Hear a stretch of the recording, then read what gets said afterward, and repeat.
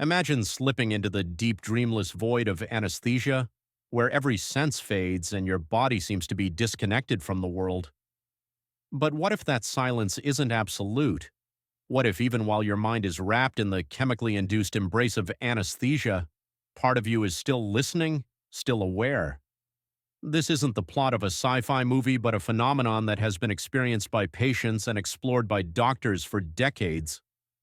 In Dr. Brian Weiss's Many Lives, Many Masters, he recounts the compelling story of his patient Cathryn, who, while under anesthesia during vocal cord surgery, heard a conversation between her doctors that sparked a lasting fear.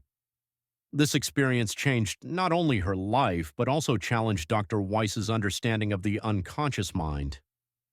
Rachel Benmayer's case, reported in an article by Kate Cole Adams, adds another layer to this mystery.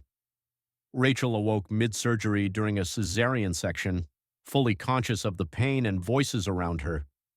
She could not breathe and did not realize the machine was connected to was doing the breathing for her. Though rare, these experiences open a door to deeper questions about anesthesia. What does it really mean to be unconscious, and is there always some part of us that remains awake? Cathryn's story feels like uncovering a long-lost secret hidden in plain sight. Under Dr. Weiss's care, she sought help for her growing fear of swallowing and choking, a fear that seemed to have no clear cause. It was only during a hypnosis session that the mystery began to unravel. Like someone pulling on a loose thread, Cathryn revealed the source of her anxiety, her vocal cord surgery. While under anesthesia, she had heard her surgeons casually discussing the possibility that her throat might swell up after the breathing tube was removed. Though she was unconscious, her mind had recorded this conversation, and the seeds of fear had quietly taken root.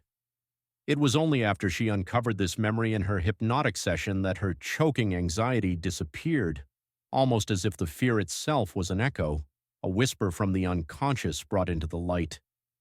Cathryn's story is striking not just because of what she remembered, but because it suggests that the mind remains open, listening, even when the body is under the supposed depths of anesthesia. Her experience recalls a concept often found in metaphysical circles, the idea that the astral body, or a deeper part of our consciousness, never truly sleeps. This aligns with the idea that our unconscious mind is always aware, always processing, even when we aren't consciously present. Cathryn's experience echoes a broader phenomenon, anesthesia awareness, where patients regain consciousness or awareness during surgery. Although medical advancements have made this less common, thousands of cases still occur each year. Rachel Benmayer's story offers a chilling example. During her cesarean section, Rachel awoke, not in the serene haze of recovery, but in the midst of surgery, paralyzed, in pain, and confused. She could hear voices but had no idea she was in an operating room. For Rachel, the sensation of pressure on her body felt like a truck driving back and forth over her abdomen. It wasn't until later that she realized it was the result of her abdominal cavity being opened. Like Cathryn, Rachel's mind had been awake while her body was immobilized. And while Cathryn's experience led to fear, Rachel's plunged her into confusion and panic, a psychological ordeal that would follow her for years, manifesting in nightmares and panic attacks. It's a reminder that anesthesia, despite its powerful ability to knock us out, doesn't always succeed in switching off the deeper parts of our awareness. Scientists and doctors remain puzzled by this phenomenon. Even with modern brain monitoring techniques, there's no guaranteed way to measure how deeply a person is truly unconscious. Anesthesia is part art, part science, a delicate balance of chemicals and guesswork.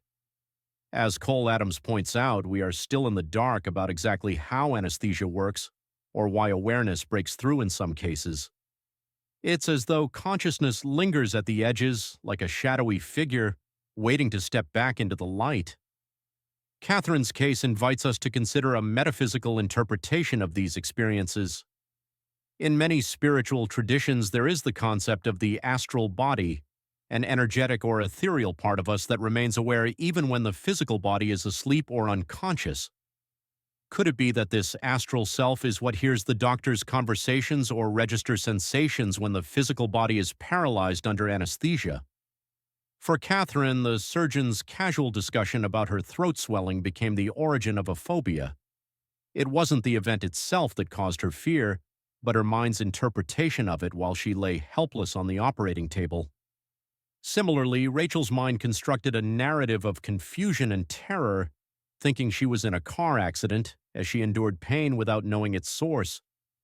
In both cases, it seems that while anesthesia blocks the body's movement and response, it doesn't always silence the part of us that observes, processes, and feels. This deeper awareness, whether you call it the astral body, the unconscious, or simply the mind's resilience, might remain alert, quietly absorbing everything around it. This idea aligns with the metaphysical belief that we are never truly asleep. There's always some part of us that listens and watches, even when we believe we're cut off from the world. Cathryn's story and Rachel's experience both underscore a critical point. What happens in the operating room may reach patients in ways we don't fully understand.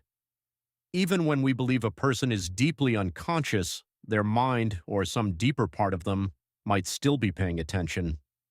This highlights the importance of mindful conversations during surgery. Words, even spoken casually, could influence a patient's recovery, or, as in Cathryn's case, spark anxieties that linger long after the operation is over. As Dr. Weiss reflected on Cathryn's experience, he urged greater caution. The mind, even under anesthesia, can be a sensitive instrument, picking up on cues, conversations, and perhaps fears. This notion is echoed by Japanese anesthetist Jiro Kurata, who spoke of care of the soul during anesthesia. Kurata wondered whether there's a part of our existence, our subconscious self, that cannot be shut down even by high doses of anesthetics. His view emphasizes the need for respect and awareness, not only of the limitations of science, but also of the inherent dignity of each person's deeper consciousness. In the end, both Cathryn's and Rachel's stories remind us that anesthesia is not just a medical mystery, but also a profound exploration of the boundaries of human consciousness. Whether we view it through the lens of science or metaphysics, one thing is clear: our awareness may never fully fade, even when we're at our most vulnerable. So, as Kurata suggests, let's treat the unconscious with the same care as the conscious, ensuring that what it hears helps rather than harms.